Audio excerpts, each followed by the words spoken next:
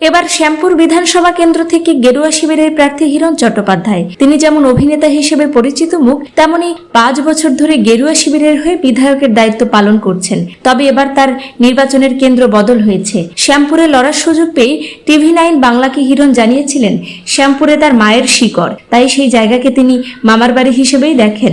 এবার এক ভিডিওতে শ্যামপুর নিয়ে বড় বার্তা দিলেন হিরণ। তিনি বললেন, প্রায় সকলেই জানেন 1997 সালে আমি বাবা আর মাকে হারিয়েছি। আমরা অত্যন্ত গরিব ছিলাম।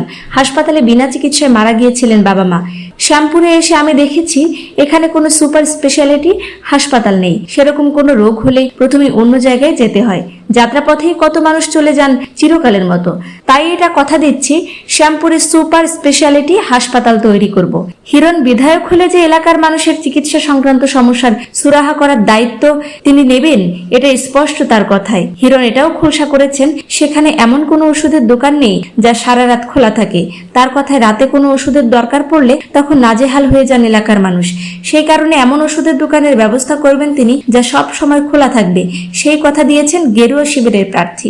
লক্ষণীয়, শ্যামপুরে এর আগের বিধানসভা নির্বাচনে গেরুয়া শিবিরের প্রার্থী ছিলেন নায়িকা তনুশ্রী চক্রবর্তী। তিনি জয় ছিনিয়ে আনতে পারেননি সবুজ শিবিরের থেকে।